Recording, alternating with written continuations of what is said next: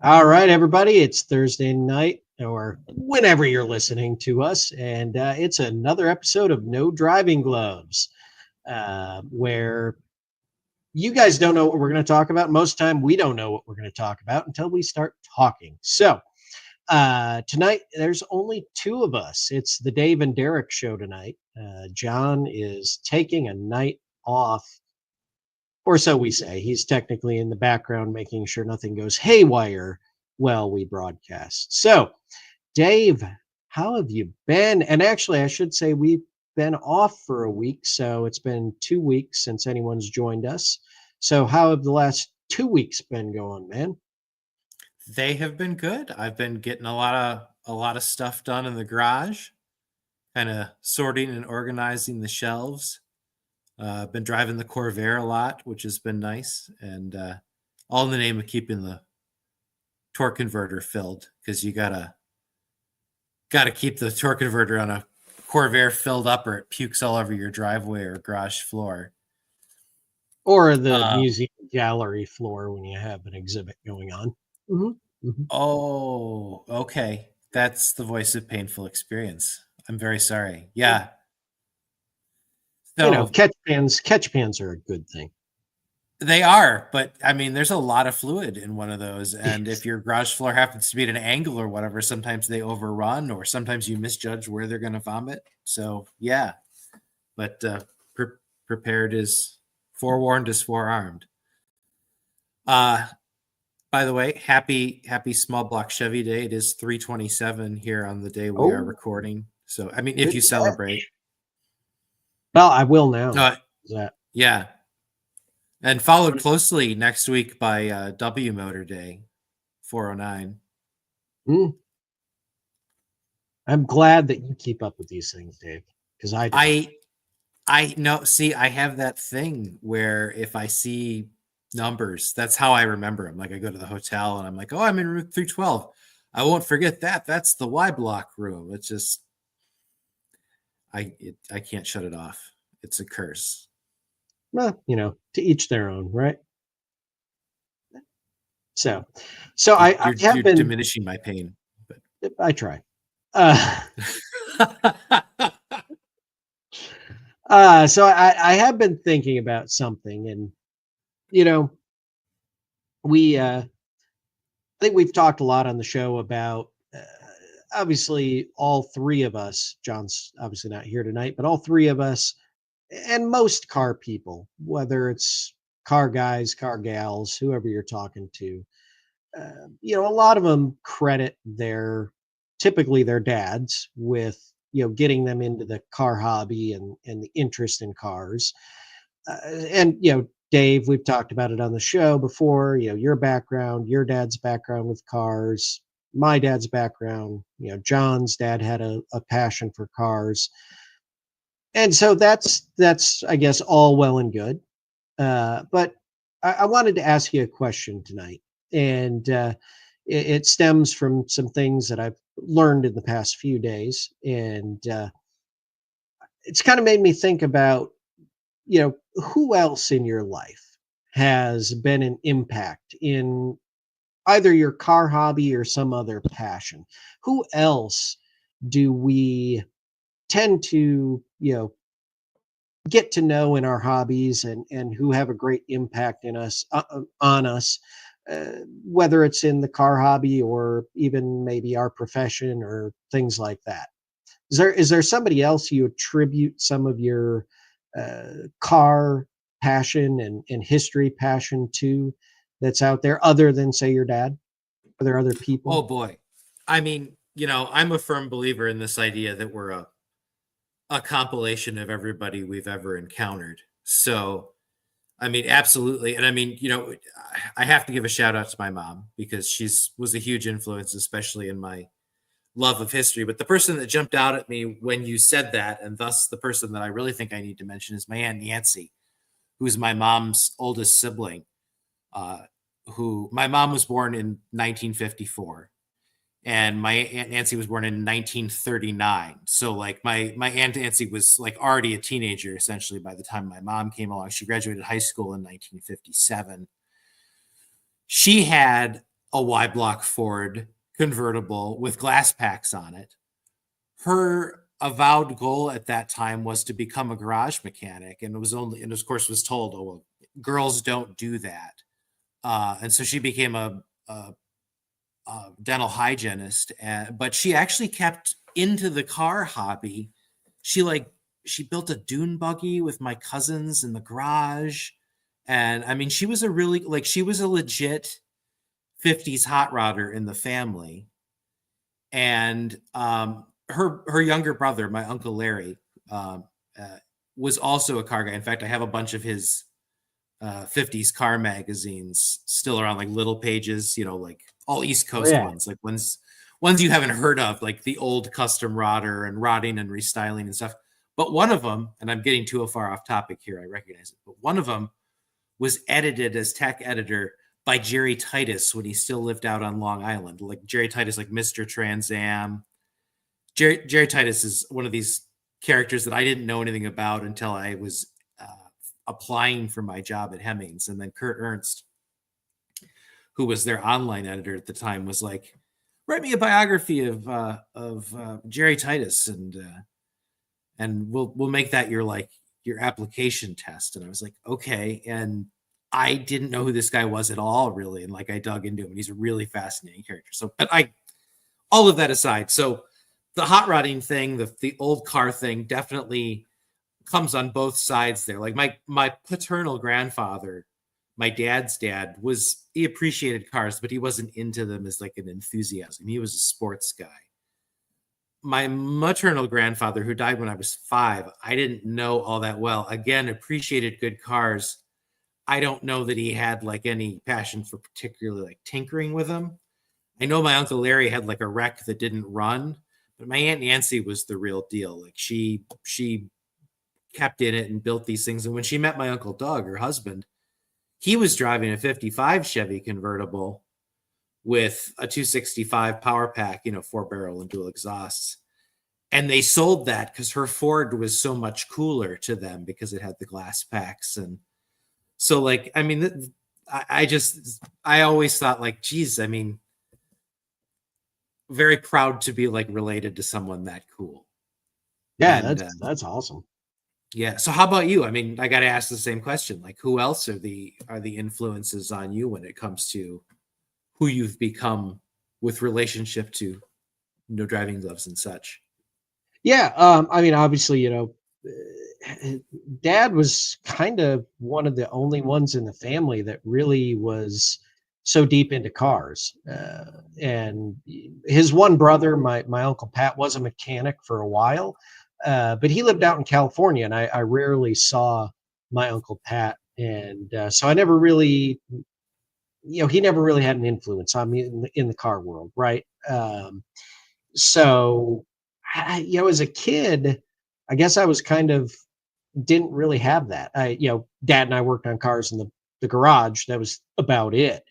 And once I went off to college and moved down to the Detroit area, started obviously meeting many more people, and probably one of the next biggest influences in the car hobby for me, and actually a profession in the antique car world, would be my good friend Dave. And well, not Dave Conwell, who I met in college, another friend Dave, who was actually a mentor during one of my internships. John and I reference him on the show sometimes, and he's probably the next biggest influence. I had worked on early cars with Dad as a kid, but I'd never really touched a Model T. Oddly, right? Model Ts are populist, right? They're everywhere, and But that that's exactly the reason that sometimes people don't go near them is they're too that's common. it's a really good reason. Anyway, it's one of the reasons I don't own one yet. And so Dave, my internship in the Model T garage at Henry Ford, Dave was the mentor for that. And he taught me a lot, and I mean, still to this day, we're best friends. We talk every day, whether it's text or voice. But I think everyone that listens to No Driving Gloves, and especially Dave and John, you guys know that I'm a bit quirky in the car hobby. I've always been this way since I was a kid. It's not always the technical details or even the design of the car that spark my interest. It's sometimes more of the history behind it. It's more of the story that's connected to a car, or, you know, not necessarily one car, but the story of, say, a company or something like that that I really get into. And that's one of the reasons I want to own cars. It's not always about the horsepower or this or that or, you know, whatever. And so what sparked this question in my mind is that someone I have mentioned on the show before, a professor of mine, was probably one of the other big influences, at least in the, you know, historic side of automotive history and you know how you do research, things like that. I've mentioned him on the show, Professor Mark Higby, and honestly, I had hoped to have him on the show at one point, but I found out 2 days ago that he passed away last month. And so it's what kind of sparked it, because he really had an impact in my life, you know, in the way I look at the history of things, and in my day-to-day job, how I do my job working with cars and researching their history. So it just got me thinking, you know, outside of our, you know, for all of us, typically our dads, who else had the impact in our lives, you know, and how did that shape who we are and all of that, especially in the automotive realm of what we all do. So yeah, I would say definitely my good friend Dave would be one of the other big influences, and then of course Professor Higby. So yeah, just you know, it makes you think when something like that happens, and it sparked that little, let's call it, little nugget in my mind to ask you that question. Sure. Well, and you got into what I think is always the always interesting point about what is it about the cars, the old cars, that does it for you? Is it the fact that they're old? Is it the way that they're made? Is it the historical associations? I mean, I think for everybody, it's some mixture of everything, but like which ones have the big weight for you? And for you, it's the history. And so certain cars then, I mean, have you ever wanted to own a car, say, for example, because it's associated with some time period or some company? Like, for example, I would really love to own a Durant. Like my oldest two kids were both born, in the town where Durants were made. So like I think of Durants, and they were just an assembled car. They weren't necessarily anything special, but they kind of look cool. And the association with not only that city, but William Crapo Durant himself and his whole Second Empire makes them really Mhm. interesting and appealing to me. Yeah, definitely. Well, and I mean, I think, you know, Dave, you know very well, and I think everybody on the show that listens to the show regularly, the reason I got the Duryea, the 1910 Duryea, is because Charles Duryea had moved to Saginaw, Michigan for a short period of time and built the cars there. And that was literally from the house I grew up in to the house that Charles Duryea lived in is 20 minutes. And being an early horseless carriage guy, knowing that Duryea, of all companies, the company that began the automotive industry in the US, uh, built cars in Saginaw, I had to have that story, right? I mean, I've been looking for that since I was a kid. Now, the one I got is the one I was able to acquire, is much more likely a Pennsylvania built buggy yacht, but you know, there's one buggy yacht out there that might be a Saginaw built one, and it's in a museum, and you know, we're still trying to prove whether it was Saginaw built or not. So finding a Saginaw built car was going to be hard, so I had to get that. You know, and then pretty much all my other cars, they're usually some kind of story, right? The 490, why did I get the 490 touring car? That goes back to not wanting a Model T. right? I grew up in a GM family, and so, well, rather than get a Model T, I'm going to get a Chevy 490, and they got the overhead valve system and all that. That's a little more technically interesting than a Model T, and that's kind of why I wound up with that car. And yeah, I mean, well, the GTO. Dave remembers the GTO, the '74 Oh GTO. yeah. That really, I mean, I wasn't like, I guess there wasn't a story there. I just liked the look of the car, which I think my dad almost killed me for. Because we showed up. It was a mechanic that worked at the GM dealership with him in Saginaw, and it was sitting out in the back lot, employee lot out back. We went in on a weekend to get. He needed to pick up one of his tools or something. He was needed to bring it home to work on whatever we were working on. He forgot it, so we drove in and got it. And we drive in and it's parked back there, and I'm like, "Oh, what is that?" My dad's like, "Good God, it's a '74 X body. Why are you?" I was like, "I So love for it." once, not knowing the history actually worked to your advantage. Well, he was just like, "Why would you like that car?" I worked on them when they were new. They were terrible.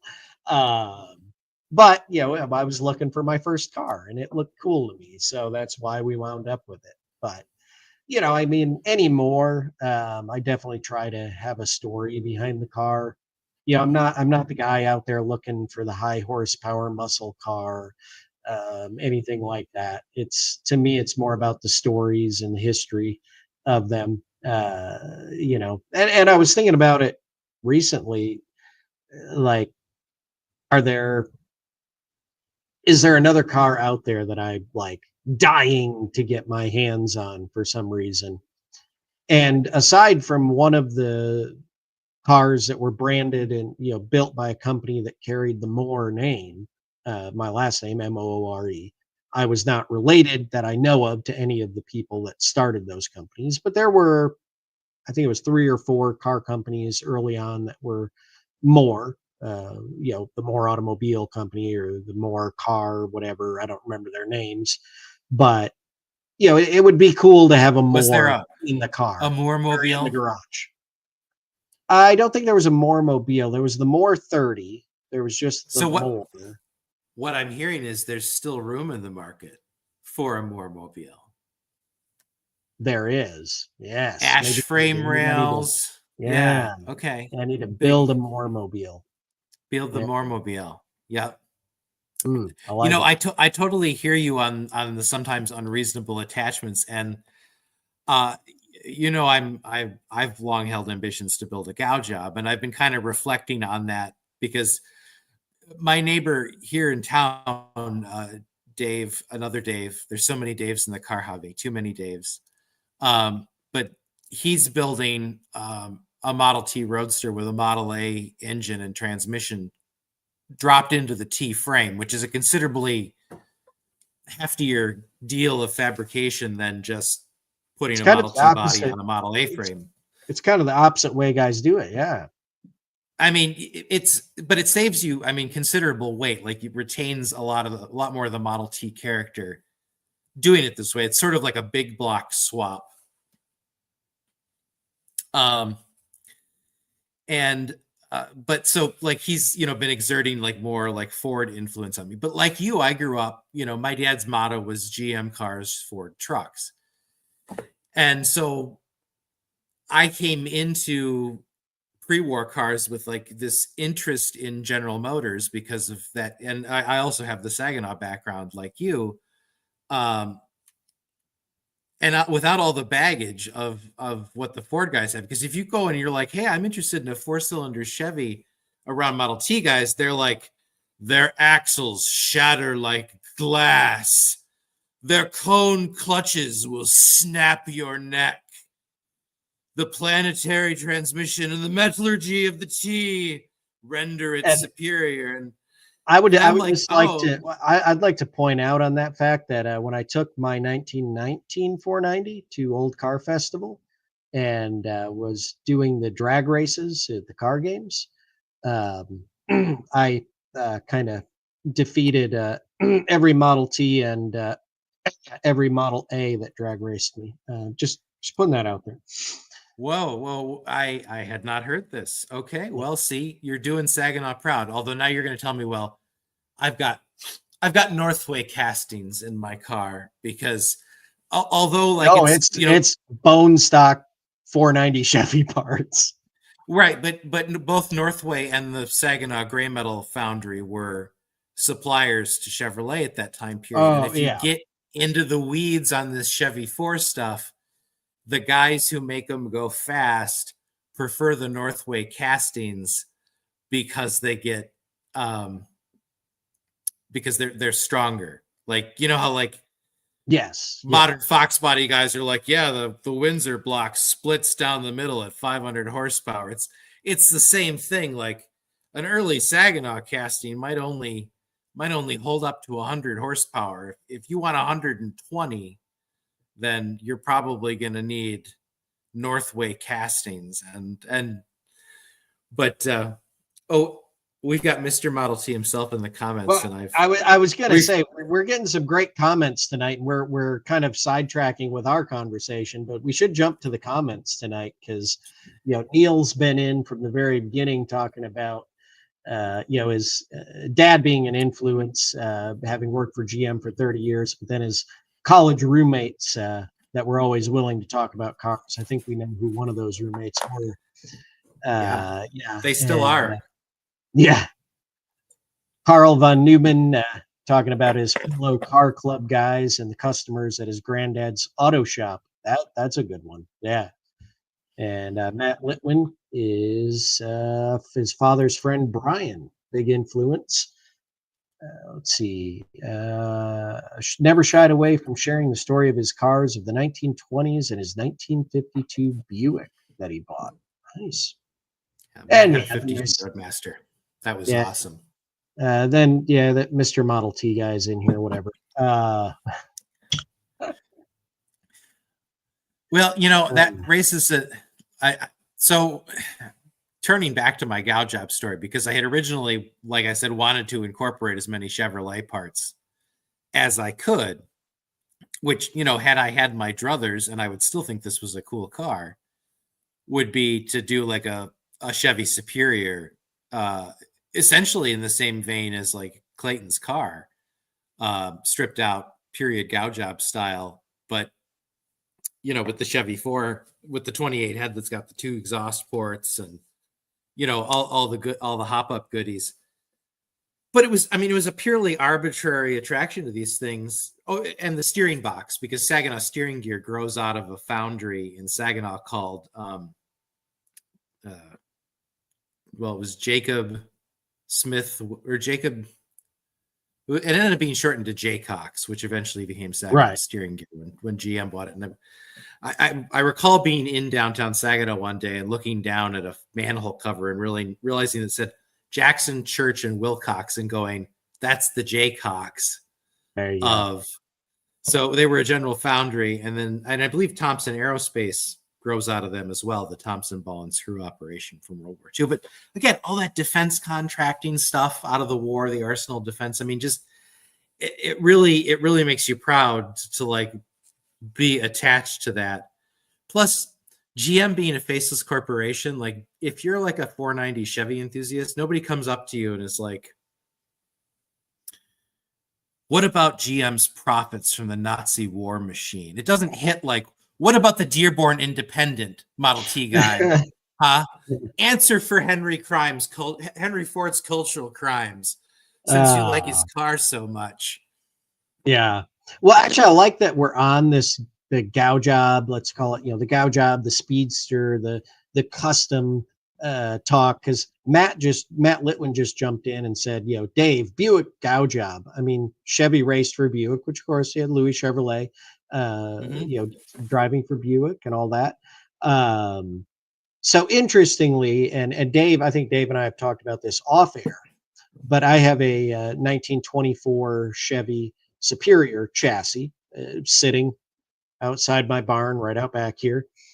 And I'm actually looking at, I just called a guy about a 1923 Buick 6-cylinder. overhead valve, of course, engine that I want to. So my idea in the 24 Superior chassis is to drop the 23, 24 era Buick 6-cylinder in it and make a period speedster out of Buick and Chevrolet combined parts.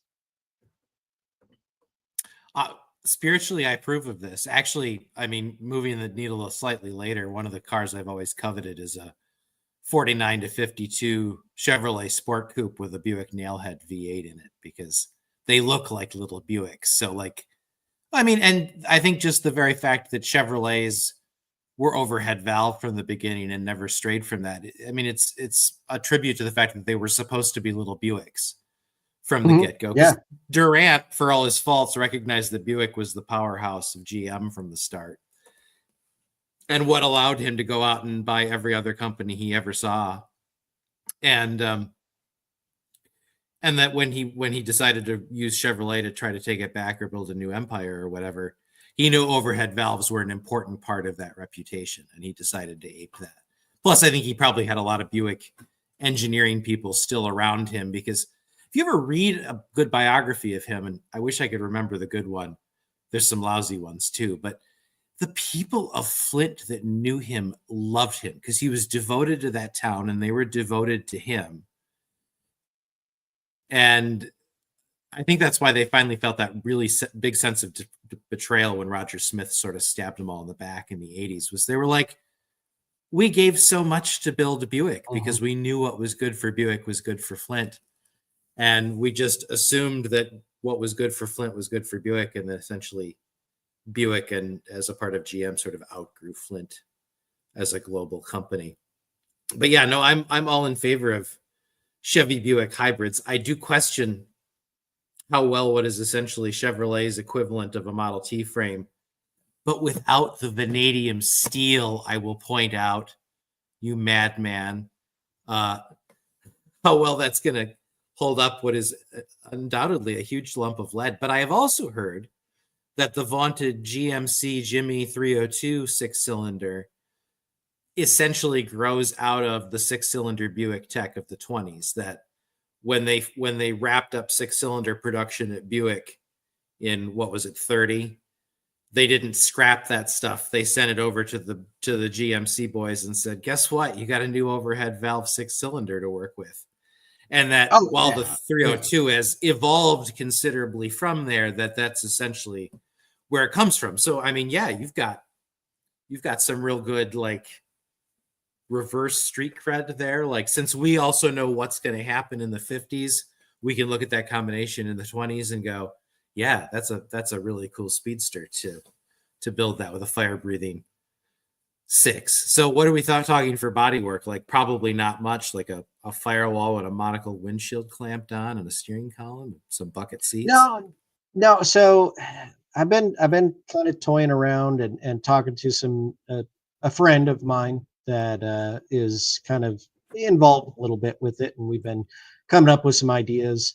And no, it'd probably have a roadster, cut down type roadster body on it, short windshield, and but then it won't have any kind of like turtle deck or anything on the back. It's just going to be the back of the body. And then I think I sent you a picture of that copper gas tank I picked up 2 years ago. The copper gas tank on the back. And there's going to be a little bit of playing around with what you just mentioned, which is, we know what happened in the future.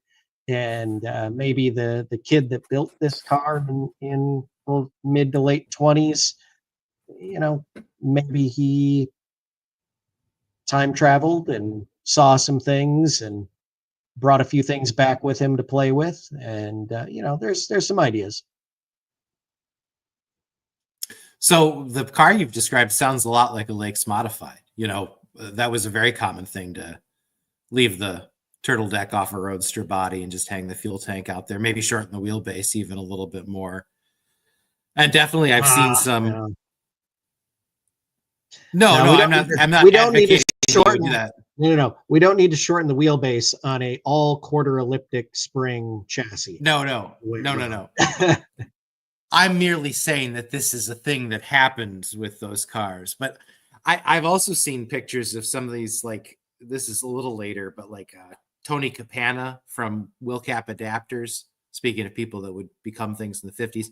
Before the war, he had essentially what you're describing, but with a Hudson straight eight IndyCar Oh yeah. engine, because from the junk formula at Indy days, that is, by the Mhm. way, absolute my favorite era in Indianapolis 500 history. What was it, 1929 to 1938, when they reintroduced the riding mechanics and gave Yeah. the bonus back to stock blocks. And I know the Millers continued to dominate, and I forgive them, but I just love seeing production based race cars, because I think I've said this before, that the more production based a race car is, the more I relate to it, and vice versa. So Bonneville Streamliners don't move the needle a lot for me, but door slammer quarter milers do, because I can envision limping that to the burger stand or the grocery store if need be. Nice. I want to jump over to the comments again real quick. And because Mr. Model T, our friend Clayton Pattison out west, says, what about a Chevy Model D V8 on that Superior chassis? And I have this to say, Clayton. If you can find me a Model D V8 engine that I can afford to put in it, yes. But I think I only know of like 3 or 4 of those cars that still exist. And I don't know if any engines are just laying around out there. I'm sure there is one in a barn somewhere. So if we find it and the person doesn't know what they have, and my nonprofit salary can acquire it, that could happen. So I have something that may be equally exotic, but maybe more attainable, and not built like a Peterbilt dump truck, as Clayton said later in the comments. Because I had a similar thought about how well that would stand up in such a lightweight chassis. But the copper cooled Chevy 4, the Model C, Oh yeah.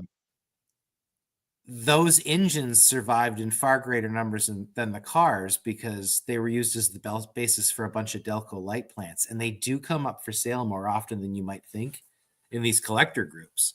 So we go the Oh other yeah, yeah. way. We mount Yep. the Delco light plant in there, and we do away with the cooling system. Parts left off, cost nothing, cause no warranty issues, and add lightness. That's Boss Kettering and Colin Chapman together. Yes, yeah. Now, Clayton points out too that yes, Olds they actually had a big V8 and a little V8 at that time. And Both Northway engines, I think. I think they were, yeah. Yeah, see, So, Northway. maybe. I mean, you guys are really changing my whole idea of the car, but whatever. Well, if you've got the Buick 6, I really think you've got 2 cars here. We just need something. We just need some frame rails with a little more suds, I think, to hold that Buick 6 let's do what properly. they did. We just do what they did in the early Model Ts, and we just put some fish plates in, and we're good. Just give it a little You extra know strength what? with some fish plates, and good to go. I cannot wait to watch you drive this from a respectful distance. Now, if anyone wants to invest a lot of money in an idea I have, I need to buy a Curtis OX5 engine that was assembled at the Willis Overland facility in Toledo, because I have an Overland chassis that needs to become an aero-engined race car. So, Oh, but it's going to so be all Overland. So the Willis have, Overland OX5 and then Overland chassis, everything Overland as an aero engined racer. But I need a lot of cash, so I mean I'm open to people talking about investing in it.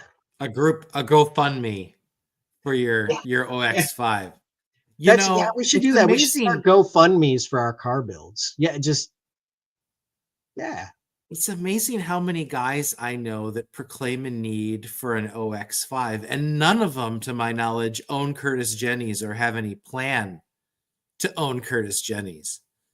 So, like, I hope Old Rhinebeck Aerodrome is watching this and has doubled their guard, because I think there's your target. There's a target out there on these engines. But no, I do love a good aero engined racer. Now, have I told you my Briggs Cunningham aero engined racer, not racer, aero engine street machine story? You have not yet, but hang on. Let's jump to the comments real quick. Okay, Uh, hold my beer. yeah, hold my beer. Yes, aero engines. I love them. Uh, I maybe I didn't make myself clear enough. I do not actually have a 23 olds engine yet. I talked to someone about one that may be for sale, but I don't have one yet. So, No, Clayton, he said your my six. apologies. Your six is a 23. He's Yeah, talking about the the thing Buick is, 6. I don't have a Buick 6. What are we talking about a Buick 6 for? I, I thought you were putting a Buick 6 in a Chevy frame. I'm sorry, Buick. Yes, I don't have the Buick 6. I got on. I'm seeing his Olds V8 comments as well, and I could see what was going on, and that's why I yeah, felt that I needed to clarify. sorry. Yeah. The Buick 6, I do not have that yet. I talked to someone about a 23 Buick engine that might be coming available, uh, but I don't own one yet. It's pipe dreams, okay, guys. You know, again with the Buick swaps, I saw, and I'm at a loss as to where I saw it, but someplace like in like the 1941 throttle classifieds or something, like a really obscure early source. And the ad was a 1928 or 29 Ford Roadster with a Buick 4 swapped in. It was like, what is the advantage of this? But somebody thought well enough of that engine to put it in place of the Model A engine. And it's not as though cubic inches were the deciding factor. There was more going on with it. I'll have to look back. I know I discussed that with somebody in a text chain, and I'll have to tell you about it. But oh, the aero engine thing that I was talking about is Briggs Cunningham, who was famous for mounting the American flagged assault on Le Mans in the 50s and then going back with Corvettes in the 60s quite successfully. Oh yes. As a kid, his mother's brother was an influence on him. And his mother's brother was an interesting guy all on his own. He was a Rough Rider, you know, Teddy Roosevelt, Cuba, all that jazz. Stayed in the army, was in the Philippines as a doctor, came back and lived in the same town as young Briggs, which I think was in Ohio, not yet Connecticut in those days, and drove a Dodge Brothers touring car with a Hispano Suiza V8 swapped in. That's what you need right there. Right? Yeah. A Hisso. Like Yeah. so, you know, the Hisso, if people don't know, and I wouldn't blame you for not knowing, I mean, this is like the SPAD fighter engine. This is not not a lightweight, like, let me, you know, all due respect to the OX5, but the Hisso's a whole nother thing. In fact, there was a whole industry of re-engineering standard J's, which had some kind of fire-prone Hall Scott in them with these Hisso V8s. And the heads off the Hissos were popular for four-cylinder overhead valve conversions for many years. Mm-hmm. They were still available as World War I surplus. Yeah. Yes, and Clayton jumping back. Yes, it's I would not be going to the 24 engine. I'm staying with the early Buick 23 and back because of the lightweight. Everything you said, yes, 100%. Keeping it lightweight, so it shouldn't be an issue in the superior chassis. But you know, if a little extra beefing up needs to happen, we can do it.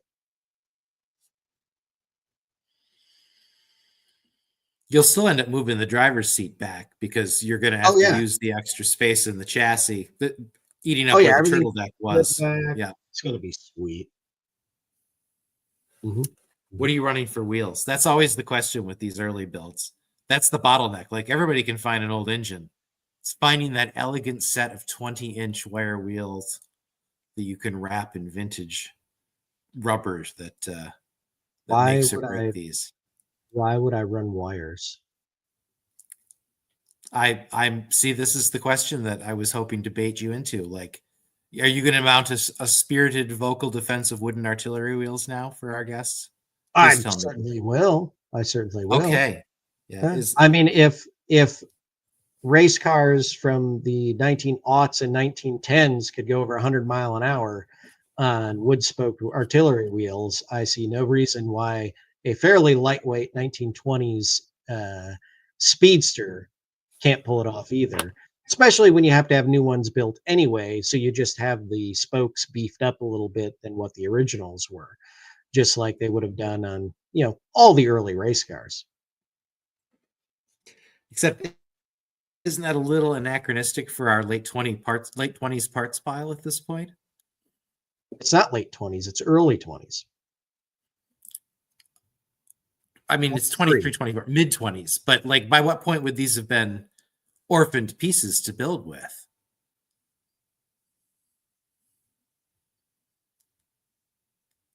I mean, the Superior chassis had wood spoke wheels. That's what it came with originally. So this is an open car chassis. I was imagining it having discs, so that changes things considerably. Yeah.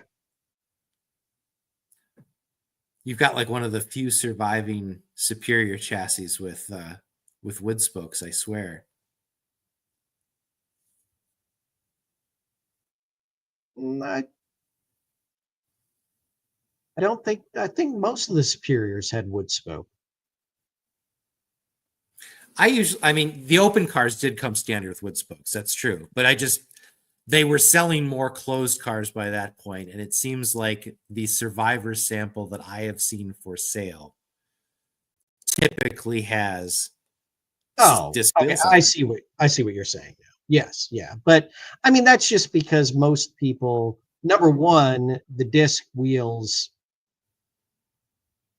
survived, right? They didn't. The wood didn't Right, they didn't rot. fall apart. So there's more cars with them on there out there. Okay. So that's I would factor that in as part of the reason that you see so many, because they survived. But yeah, I still see. I mean, I've seen Superior sedans with wood spoke wheels. They're out there. So Clayton. To be honest, I don't remember what the size of the wheels were. I'd have to go look it up. Uh, that comes from the earlier conversation where I don't memorize the crazy technical details. I memorize the histories. How are you with years? I'm getting pretty old, so I'm up there in years. No, I asked because it seems like a lot of people, even historians, are starting to disclaim any mastery of what year particular events may or may not have happened. They'll just describe things sort of in sequence rather than putting them in date, putting dates on them. Well, if I can go back and quote Professor Higbee from one of his classes, this was in reference to a student, not myself, asking if his exams would be open book. And Professor Higbee's response was, "For you, I will let them be open book, because I can tell you already that you still will not pass my exam. Because a true historian is not worried about memorizing dates or specific names or anything like that, but rather understanding the events that occurred and how they impacted our future and where we are today. The reason we write history books is to document the names and dates, so we have reference books to pull out and look that up. It is more important as a historian to understand what happened in the past and how it impacted our future and our today." You memorized all of that on the spot? That was one of the most changing moments in my view on history and the way it's taught in my life. And you're not good at dates, so it really, you took it to heart, because then you didn't have to be. No, I mean, I can do pretty good on dates of things, but, you Okay. know, I mean, that was I the mean, it's question. Are you it good at was dates? Not as a historian, is it I mean, important for you to know dates? Because I did know the Dave, answer to that. to be honest, we went to college together. You should know I was terrible at dating. No comment. No comment. You know, I love the internet because it used to be very common to be like, help me date this object. And now, inevitably, somebody will come along and say, well, you should probably bring it flowers, but be prepared for rejection because you don't want to come on too strong to this refrigerator. But by the way, I think it's probably from the early 50s. Like, Yeah. just tell me. But the problem with refrigerators is they always run. Ah, until you Nah, unplug them to de-ice them. yeah. Cold natured.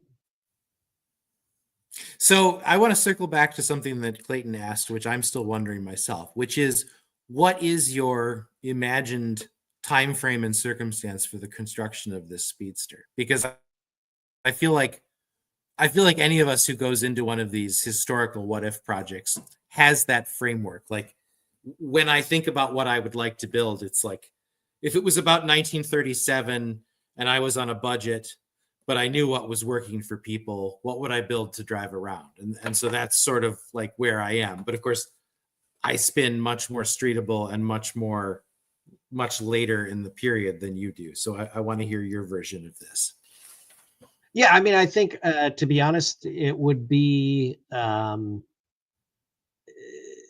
I think the idea is that it would be like a kid in the late 20s, really no later than the early 30s, um, building this thing out of an old used car that maybe his grandparents or his parents had, going around and finding parts from, because there was so much change between the early 20s and the late 20s that a lot of cars became the family's second or third car pretty quickly, obviously until the depression.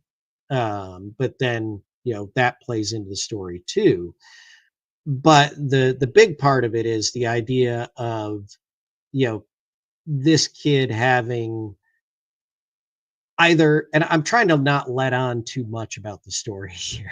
I probably shouldn't have started talking about it.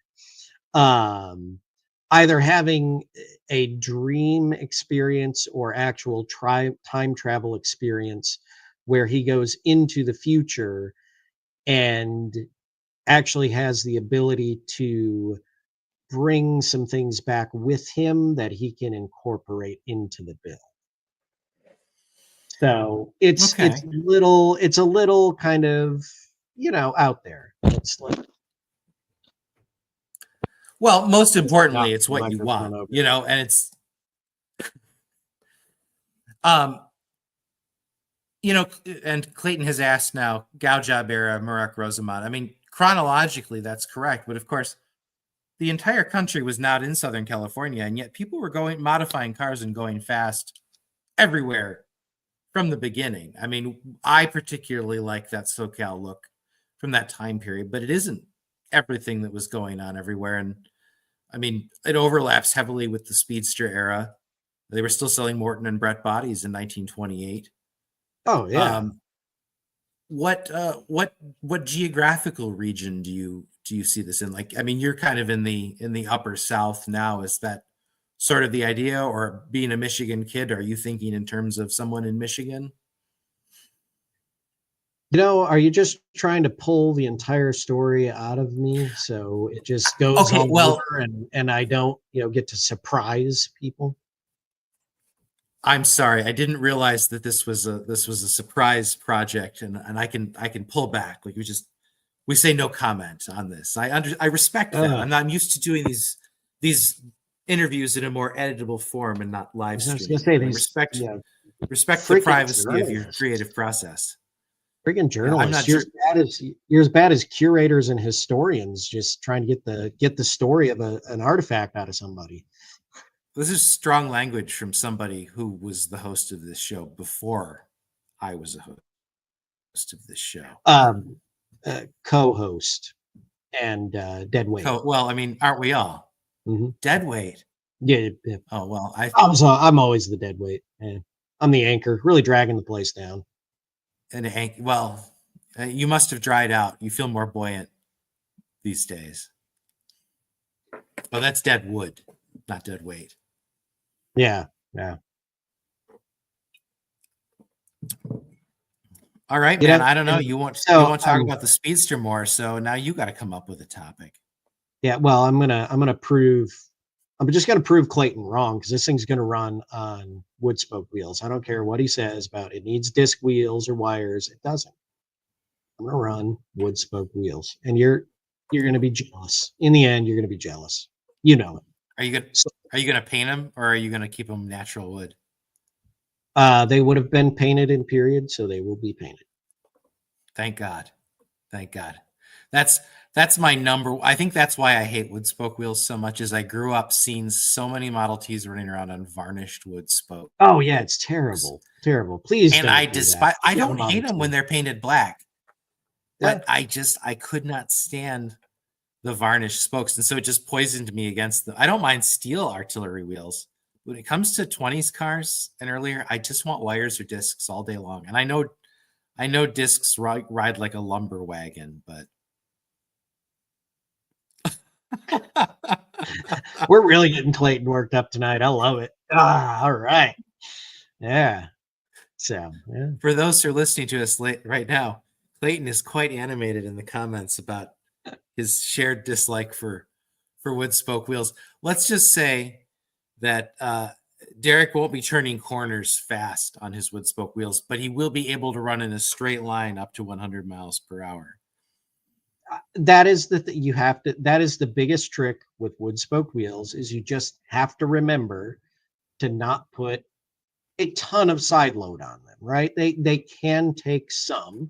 I have done slides and drifts down dirt roads with Model Ts with wood spoke wheels. It can be done. You just have to remember. And really, if you have newly built wheels, you're pretty good. It's when you're running on, you know, older, slightly worn, maybe a little loose because you haven't been doing the proper, maintenance on them that things What get, if I just drove through the creek? I They're mean, all if you drove through swelled the up creek good. and let them really swell up, then you go out and All do it right. hard. But I'm just going to send there's it. yeah, just send it. But yeah, going back to I don't remember where I was going with that, but going back to the wood spoke wheel thing, the other thing I hate when they do the varnish is when the guys, they'll use like media to blast the wheels. I don't know if you've ever seen this. I've seen cars like this where somebody's used like a media blaster to strip the paint off and all that. And of course you do that and the soft part of the grain gets worn down, the harder parts of the grain stay a little higher, and all of a sudden you You have these raise the grain. textures. That's what my dad Yeah, was always talking you about. raise the grain, Raises and the grain. that looks even worse. Why would you do that and keep it on the car? They're supposed to be smooth and they're supposed to be nicely painted.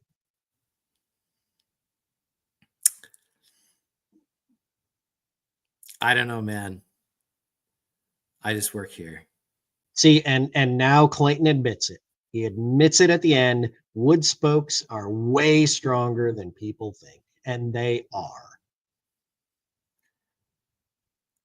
And I mean, I do have so let's switch to some things about let's say Bonneville and Dry Lakes racing and speed because Dave, I know you're really up on some of that. I know a little bit of it, but I have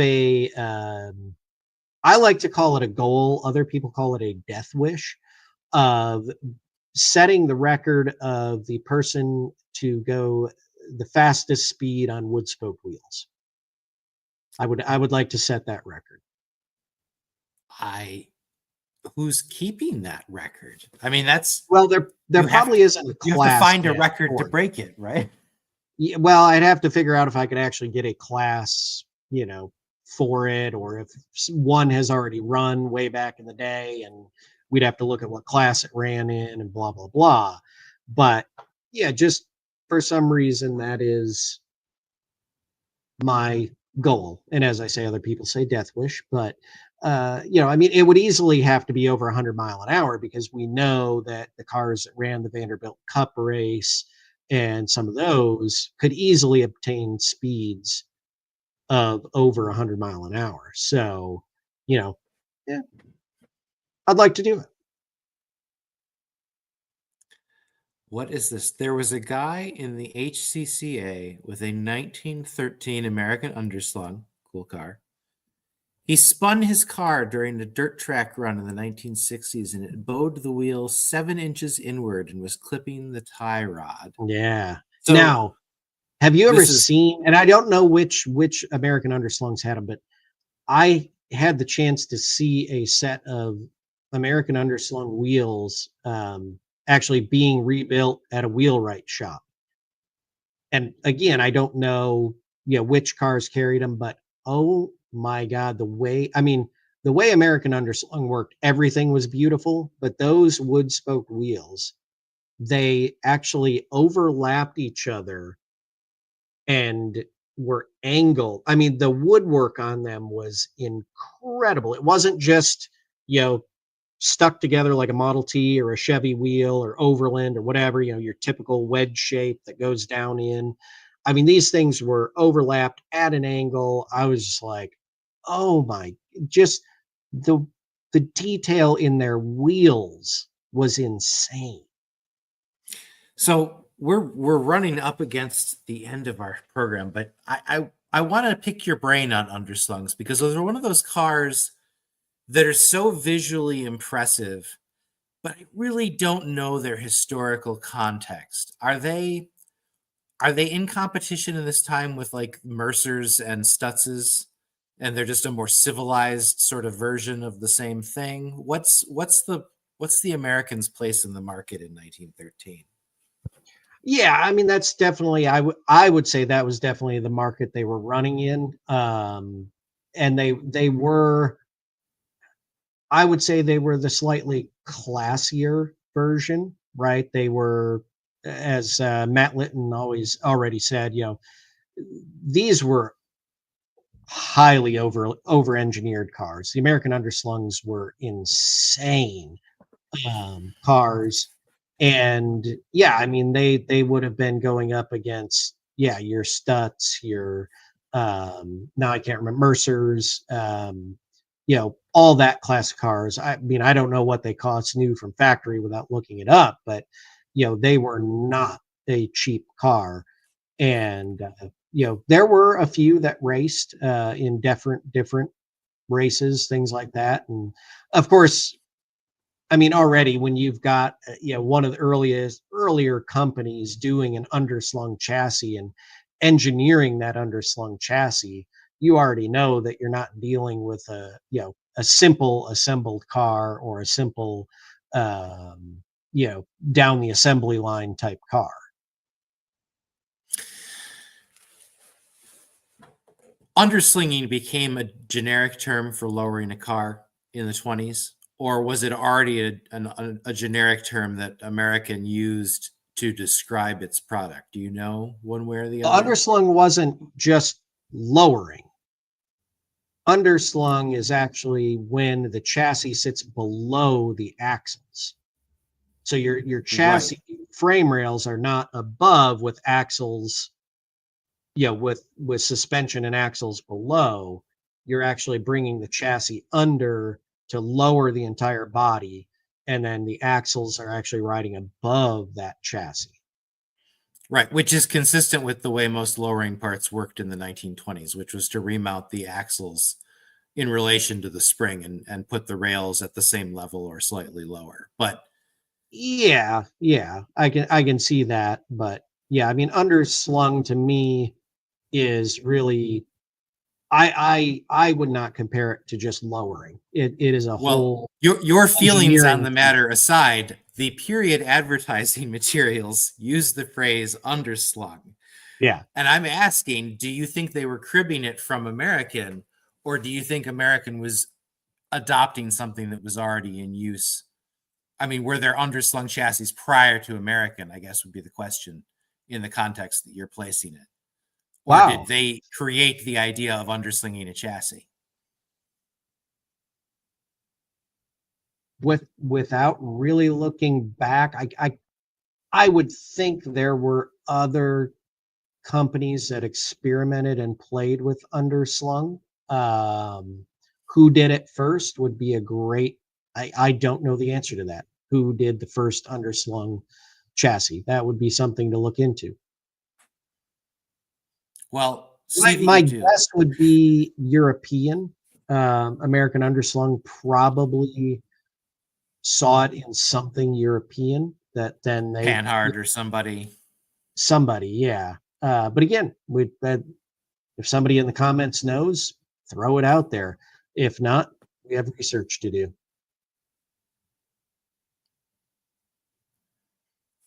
That's what I love about it too. You get these. I love when I'm talking to like even a guest at the museum, or if I've got one of my vehicles out at a show or something, and they ask a question, and it's like, I never thought someone would ask that question, so I've never looked into it. I got to go do the research. I've always got questions. And sadly, it only seems to get harder to do the research. Well, this is true. I mean, like, is it just me, or was the internet much more accessible 10 years ago than it is today? Say that again. Is it just me, or is the internet way less accessible than it was 10 years ago today? Like, for example, if you were to Google American Underslung right now, you'd get hits for art pieces of American Underslung, some of them AI generated. You'd get a bunch of useless AI summaries of things leading you to web pages that had nothing to do with American Underslungs. You would not get results from, say, maybe the AACA forum that would actually be useful unless you modified it to limit it to that site. I mean, it's just gotten harder to find good information because it's all buried under SEO optimization, designed to Yeah, sell you stuff. I'll agree with that. I'll agree with that. The one thing that really bothers me in internet researching is, supposedly this is the internet, the as we knew it when we were kids, the World Wide Web, right? But you have to know the tricks of actually being able to access other parts of the world, or else you don't get the information from the other parts of the world. So if you're, especially in my day job at the Lane Motor Museum, we have a lot of foreign cars, a lot of European cars. And if you just were to go on Google and type in that car, you're not going to find a lot. But if you say, access one of the, European search engines that searches all the pages over in the European world, then you start finding more information. So you have to, that's something else that bothers me about it. We're not truly knowing everything that's out there. We're being fed only a certain amount of information. And, that it, and it's because of that. Exactly. It's because search engine optimization, the way that things are being formatted and pulled up, you know, especially now that we have AI, good. It just buries everything. It puts it, and so I agree. Yeah, it's actually, I think, more difficult to use the internet today to do anything. Okay, in my opinion, anything kind of research wise worth value. And it's not like back when we were using, say, LexisNexis, and these things in the college libraries. We had the Boolean limiters and things. I mean, those exist within Google, but they don't work the same way. And it's still just hard to search through the garbage. And it's almost getting to the point where basic free internet access is not going to be enough Right. to sustain people from a research perspective anymore. Like, we went through this period of about 15 years where all of the information was at your fingertips for free. And now it's all lost again unless you want to pay someone who's pre-narrowed it for you. Yeah. Yep. Well, with that being said, we'll hit the comments one more time and then we're going to wrap up. But we got a lot of great comments about the American Underslung and some of its costs. Pretty much looking like, $3,000 to $5,000. Oh, Neil McClellan said about $1,250 to $4,000, of course, depending on which car you got. Touring and Roadster were $3,250. The Berline limousine, oh God, Berline limousines, don't get me started. Clayton, 5,000. And yes, Clayton mentioned the Regal underslung. The Regal underslungs were beautiful car built in Detroit, the Milwaukee Junction area, actually right there near where Paquette is. And yeah, Matt Litton, of course. Yeah, think of the American. The American underslung was the early version of the step down Hudson. Yeah, exactly. Drop the chassis, although step down Hudson still wasn't underslung, but it definitely dropped it down to make a lower floor pan. And yeah, so and then Clayton wraps it up with $3,250 in 1913 for an American underslung. Is equivalent to going out and buying a $104,750 car today. So basically, your entry level car today. No, I'm joking, but cars are expensive today. So all that being said, thanks guys for joining us tonight, and thanks to everybody else who's listening on the podcast platform of your choice. Guys, remember, if you enjoy No Driving Gloves, find us on YouTube, give us a like, click the little follow button so you know when we're going to be on live. Subscribe to us on your podcast platform, whether it be Spotify or whatever you're listening to us on. If you are paying attention, if you want to click on the QR code, you can buy us a coffee, help support the show.